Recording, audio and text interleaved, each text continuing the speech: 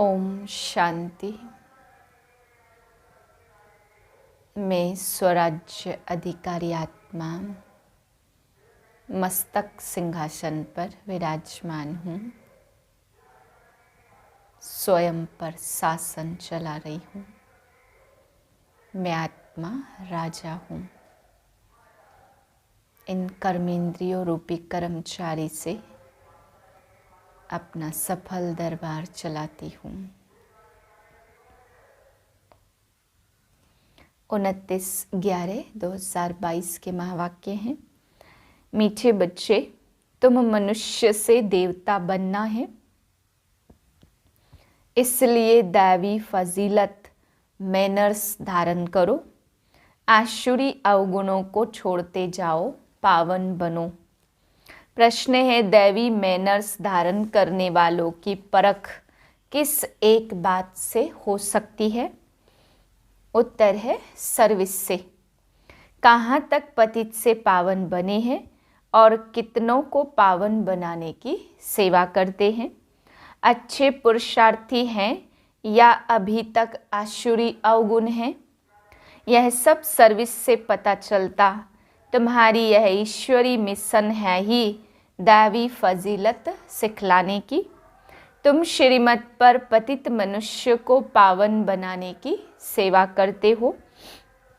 गीत है ओम नमो शिवाय। ओम शांति। भक्ति मार्ग में महिमा करते शिवाय नमः। ऊंचते ऊंच शिव, उनको ही शिव परमात्माय नमः कहा जाता। ब्रह्म देवताय नमः, विष्णु देवताय नमः और शिव परमात्माय नमः। तो फर्क हुआ ना? परमात्मा एक है, वह है ऊंचे ते ऊंचा। उनकी महिमा भी ऊंच है। इस समय ऊंचे ते ऊंचा कर्तव्य करते। उनका धाम भी ऊंचे ते ऊंचा है और नाम भी ऊंच है। और किसको परमात्मा नहीं कहते? परमात्मा के लिए ही गायन है, हे पतित पावन। आते भी हैं पतित दुनिया और पतित शरीर में। पतित शरीर का नाम है प्रजापिता ब्रह्मा। इसमें प्रवेश कर कहते हैं, मैं बहुत जन्मों के अंत वाले साधारण मनुष्य तन में प्रवेश करता हूँ। सूक्ष्म वतनवासी संपूर्ण ब्रह्मा में नहीं आते। खुद कहते, इनके बहुत जन्मों के अंत के जन्म में आता हूँ। बहुत जन्म लेते ही हैं राधे कृष्ण। उनके बहुत जन्मों के अंत का जन्म साधारण है। ऐसे तो कहते नहीं हैं कि मैं पावन शरीर में प्रवेश करता हूँ। भगवान वाच में साधारण तन में आता हूँ। अब भगवान जरूर आकर के इस साधारण तन द्वारा आत्माओं को बैठ समझाते हैं कि मैं परमपिता परमात्मा हूँ। मैं कृष्ण की आत्मा नहीं हूँ, ना ब्रह्मा, ना विष्णु, ना शंकर की आत्मा हूँ। मैं परमपिता परमात्मा हूँ, जिसको शिव परमात्माए नमः कहा जाता। मैं इसमें आया हूँ। मैं सूक्ष्म वतनवासी ब्रह्मा में प्रवेश नहीं करता हूँ। मुझे तो यहाँ पतितों को पावन बनाना है। मेरे द्वारा ही सूक्ष्म वतनवासी ब्रह्मा पावन बना है, इसलिए उनको सूक्ष्म में दिखाया है। कितना अच्छी रीति समझाते, परंतु मनुष्य सुनी अनसुनी कर उल्टी बातों पर चलते रहते। आसुरी बुद्धि से सुनते हैं और ईश्वरी बुद्धि से सुने तो संशय सब मिट जाए। त्रिमूर्ति का चित्र दिखाने बिगर समझाना मुश्किल है। उन्होंने त्रिमूर्ति ब्रह्मा नाम रख दिया है, क्योंकि शिव बाबा प्रजापिता ब्रह्मा द्वारा नई दुनिया की रचना रचते हैं। तुम बच्चे अभी सम्मुख बैठे हो, सब पतित से पावन बन रहे हैं। जितना जो बनेगा वह सर्विस से दिखाई पड़ेगा। यह अच्छा पुरुषार्थी है, इसमें अर्जुन अवगुण हैं। देवताओं में दैवी गुण थे। हर एक अपने आसुरी गुण और उन्हों के दैवी गुण का वर्णन करते। अभी आसुरी अवगुणों को छोड़ना है, नहीं तो ऊंच पद पा नहीं सकेंगे। बाप समझाते बच्चे दैवी गुण धारण करो, खान पान चलन में फजीलत चाहिए। पतित मनुष्यों को बद फजीलत कहेंगे। दैवी फजीलत मैनर्स वाले हैं, तब तो उन्हों का गायन है। हर एक को पुरुषार्थ करना है, जो करेगा सो पाएगा। अब भगवान तुमको सहज राजयोग और ज्ञान सिखला रहे हैं। तो ज्ञान सागर एक बाप है, जो तुम्हें ज्ञान देकर सदगति में ले जाते। उन्हें ही सुखदेव भी कहा जाता। तो यहाँ की सब बातें न्यारी हैं। जो ब्राह्मण बनने वाले होंगे, उन्हों की ही बुद्धि में यह ज्ञान बैठेगा। बहुत करके पूछते हैं, दादा को ब्रह्मा क्यों बनाया है? बोलो, इन बातों को बैठकर समझो। हम तुमको इनके 84 जन्मों की कहानी सुनाएं। सब ब्रह्मा कुमार कुमारियां पावन बन देवता बन जाएंगे। पावन बनने बिगर वर्षा मिल नहीं सकता। भगवान ऊंचते ऊंच निराकार शिव बाबा है। वर्षा देने के लिए जरूर ब्रह्मा तन में आएगा ना। यह प्रजापिता ब्रह्मा है। सूक्ष्म वतनवासी ब्रह्मा को प्रजापिता नहीं कहेंगे। वहाँ थोड़ी प्रजा रचेंगे। हम ब्रह्मा कुमार कुमारियाँ साकार में हैं, तो प्रजापिता ब्रह्मा भी साकार में है। यह राज आकर समझो। हम इस दादा को भगवान नहीं कहते, यह प्रजापिता है। इसके तन में शिव बाबा आते हैं। परंतु त्रिमूर्ति ब्रह्मा का कोई अर्थ नहीं है। ब्रह्मा को मनुष्यों का रचयिता भी कहते, इसलिए कहा जाता प्रजापिता। उनमें प्रवेश करते हैं तो यह व्यक्त ब्रह्मा और वह है अव्यक्त ब्रह्मा। सूक्ष्म वतन में सृष्टि रची नहीं जाती। अक्सर करके लोग इस बात पर मूंझते हैं, तो तुमको समझाना है। बाप कहते, मैं बहुत जन्मों अर्थात 84 के अंत के जन्म में प्रवेश करता हूँ। भारत में पहले देवी देवता आए, वह फिर पिछाड़ी में हो जाएंगे। फिर पहले वहीं जाकर देवी देवता बनेंगे। विराट रूप का चित्र भी जरूर होना चाहिए।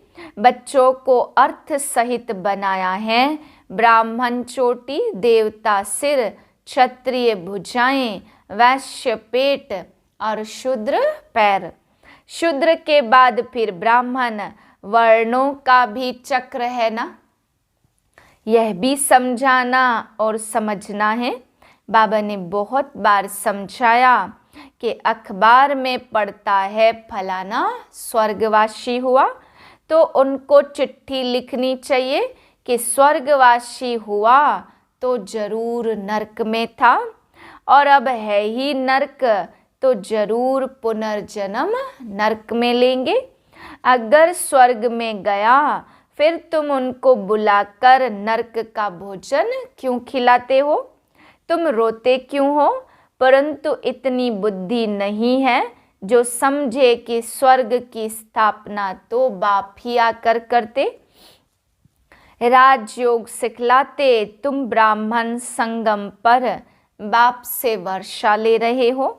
बाकी सब है कलयुग में। संगम पर आत्मा परमात्मा मिल रहे हैं। इनको कुंभ का मेला कहा जाता। तुम ज्ञान गंगाएं ज्ञान सागर से निकली हो। भक्ति में समझते हैं गंगा में स्नान करने से पावन बन जाएंगे। पावन बनाना तो तुम्हारी मिशन का कर्तव्य है। पहले है लक्ष्मी नारायण और फिर अंत में है ब्रह्मा सरस्वती। अभी यह बातें किसने समझाई? शिव परमात्माए नमः गाते भी हैं, हे परमात्मा आपकी गतमत सबसे न्यारी है। वह श्रीमत देते हैं गति के लिए, गति और सदगति, दुर्गति वालों की सदगति करने वाला। उनकी श्रीमत सब मनुष्यों से न्यारी है, बाकी भक्ति मार्ग है घोर रात्रि। आधा कल्प है ज्ञान दिन, शिव बाबा कहते मैं अंधियारी रात में आता हूँ रात को दिन बनाने। अब तुम बाप को और बाप की रचना के आदि मध्य अंत को जानते हो, और कोई नहीं जानता, इसलिए कहा जाता निधन के। अब बाप कहते इस पुरानी दुनिया का संन्यास करना है, याद करना है शांति धाम और सुख धाम को। जितना याद करेंगे उतना ऊंच पद पाएंगे। ग्रस्त व्यवहार में भल रहो, सिर्फ पवित्र बनो। धंधे बिगड़ ग्रस्त चलेगा, सिर्फ पवित्र बनना है और बाप को याद करना है। बाप कहते मैं सोनार भी हूँ, तुम्हारी आत्मा और शरीर दोनों ही पतित है, इसलिए तुम्हारी आत्मा जब पावन बने तब फिर शरीर भी पावन मिले। सच्चे सोने का जेवर भी ऐसा बनेगा ना। अब तो आत्मा और शरीर दोनों ही आयरन एजेड हैं। फिर पावन बनाने की युक्ति बाप बताते, इसलिए कहते तुम्हारी गतमत श्रीमत सबसे न्यारी है। अभी तुम जानते हो यह सदगति का रास्ता कोई भी बतला नहीं सकते। गायन होता तो जरूर कुछ करके गए हैं। अभी कलयुग है, फिर सतयुग होना है। संगम पर तुम बैठे हो, तुम ब्रह्मावंशी ब्राह्मण हो, कमल फूल समान पवित्र रहते हो। तुम्हारी है माया के साथ युद्ध, माया से ही कई फेल हो जाते। काम का घुसा जोर से लगता, बाबा कहते खबरदार रहो। अगर गिरा तो किसी को कह नहीं सकेंगे कि काम महाशत्रु है। बाप कहते फिर भी पुरुषार्थ करो। एक बार हराया, दूसरी बार हराया, फिर अगर तीसरी बार हराया तो खत्म, पद भ्रष्ट हो जाएगा। प्रतिज्ञा की है तो उस पर पूरा रहना चाहिए। प्रतिज्ञा कर फिर पतित नहीं बनना चाहिए, परंतु सब तो प्रतिज्ञा पर कायम नहीं रहते, गिरते भी रहते। कोई फिर बाप को छोड़ भी देते, बहुत भागने वाले भी हैं। अंत में तुमको पूरा साक्षात्कार होगा कि कौन क्या बनेंगे। पुरुषार्थ पूरा करना चाहिए। जो दुख देते हैं वह दुखी होकर मरते हैं। बाप तो सबको सुख देने वाला है, तुम्हारा काम ही है सबको सुख देना। कर्मणा में भी किसको दुख दिया तो दुखी होकर मरेंगे, पद भी भ्रष्ट हो जाएगा। बेहद के बाप के साथ पूरा फरमान बरदार वफादार होकर रहना है। अच्छा मीठे मीठे सिखिलधे बच्चों प्रति माता पिता बाप दादा का याद प्यार और गुड मॉर्निंग। रूहानी बाप की रूहानी बच्चों को नमस्ते। हम रूहानी बच्चों की रूहानी बाप को नमस्ते। धारणा के लिए है पहली पॉइंट, बाप के साथ वफादार फरमान बरदार होकर रहना है, कभी किसी को दुख नहीं देना है। दूसरी पॉइंट है बाप से वर्षा लेने के लिए पवित्र बनने का पुरुषार्थ करना है। काम की चोट कभी नहीं खानी है, इससे बहुत सावधान रहना है। वरदान है मालिकपन की स्मृति से शक्तियों को ऑर्डर प्रमाण चलाने वाले स्वराज्य अधिकारी भाव।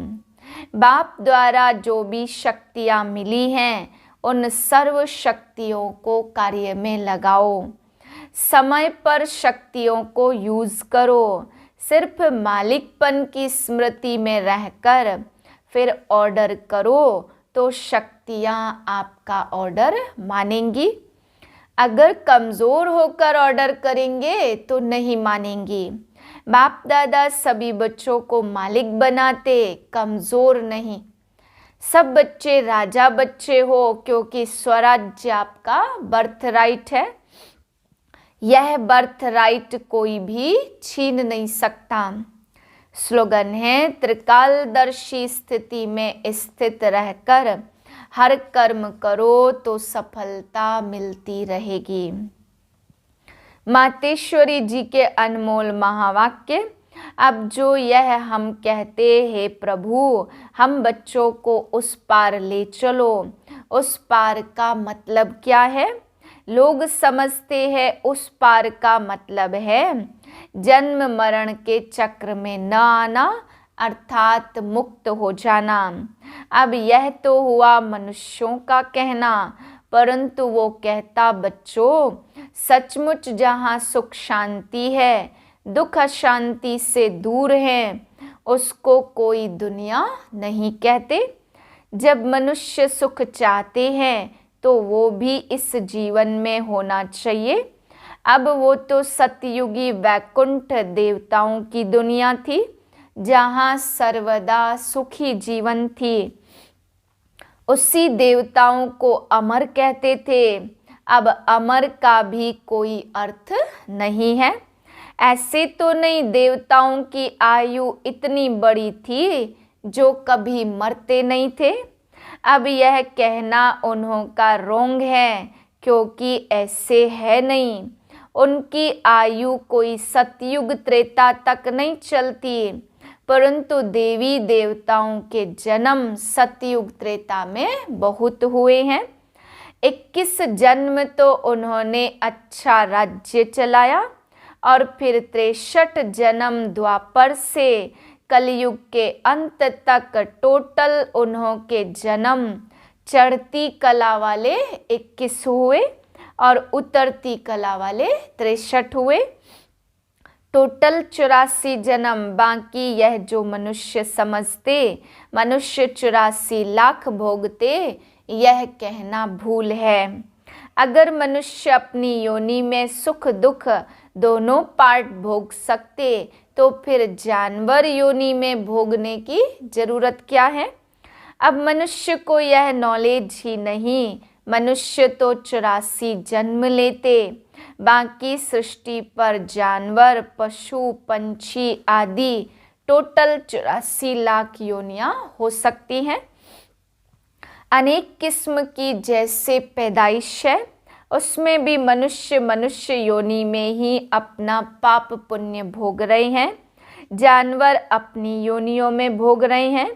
ना मनुष्य जानवर की योनि लेता और ना जानवर मनुष्य की योनि में आता।